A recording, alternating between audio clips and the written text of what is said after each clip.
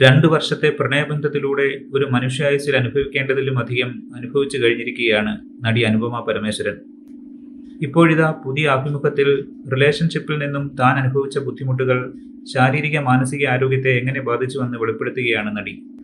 സമാധാനമില്ലാത്തതിനാൽ panic attack അടക്കം പലതും അനുഭവിച്ചുവെന്നും കണ്ണീർ ഗ്രന്ഥി താഴേക്കിറങ്ങി വന്ന് ഓപ്പറേഷന് വിധേയയാകേണ്ടി വന്നുവെന്നും അനുപമ പറയുന്നു. താരത്തിന്റെ വാക്കുകൾ ഇങ്ങനെയാണ്: ഞാനൊരു നടിയാണ്, പലരും എന്നെ സ്ലട്ട് ഷെയ്മിങ് നടത്തുന്നുണ്ടാവും. പക്ഷെ സ്വന്തം ബോയ് ഫ്രണ്ട് അങ്ങനെ ചെയ്യുന്നത് ആലോചിച്ച് നോക്കൂ, അതും ഒരു സ്റ്റേജിൽ കയറുന്നതിന് തൊട്ടു മുമ്പ്.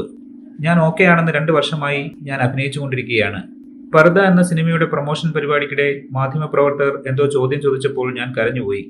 അതായത് നമ്മുടെ ഒപ്പം നിൽക്കേണ്ട ആൾ നമ്മളെക്കുറിച്ച് മോശം പറഞ്ഞ് തകർത്തെറിഞ്ഞ ശേഷം നമ്മൾ മീഡിയയ്ക്ക് മുന്നിൽ സംസാരിക്കുകയാണ്.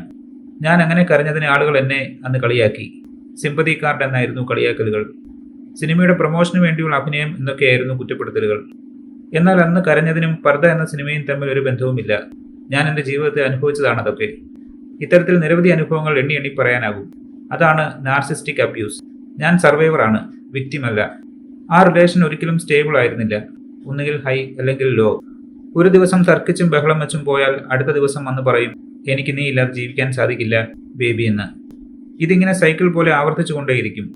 അബ്യൂസ് കൊണ്ടുണ്ടാകുന്ന ശാരീരിക ബുദ്ധിമുട്ടുകൾ വേറെ, പാനിക് അറ്റാക്കുകൾ, ആങ്സൈറ്റി പ്രശ്നങ്ങൾ, പോരാതെ അബോധാവസ്ഥയിലായ സന്ദർഭങ്ങൾ, ശരീരഭാരം കുറഞ്ഞു, കാലും കൈയുമൊക്കെ വിറയ്ക്കുന്ന അവസ്ഥ, ഭക്ഷണം കഴിക്കാൻ പോലും പറ്റാത്ത അവസ്ഥ, സ്ട്രെസ് കാരണം കണ്ണ് പിടിച്ചുകൊണ്ടിരിക്കും.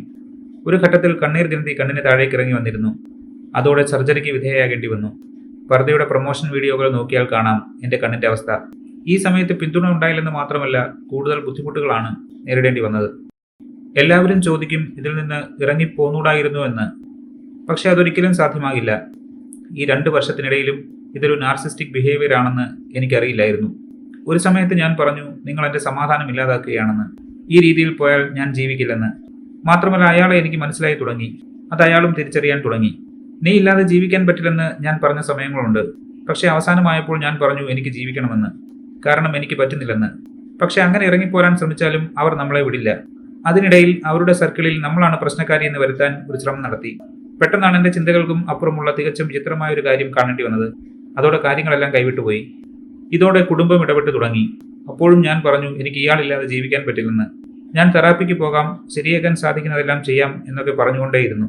ബ്രേക്കപ്പിനെ കുറിച്ചുള്ള സംസാരങ്ങളും ഇതിനിടയിൽ നടക്കുന്നുണ്ട്.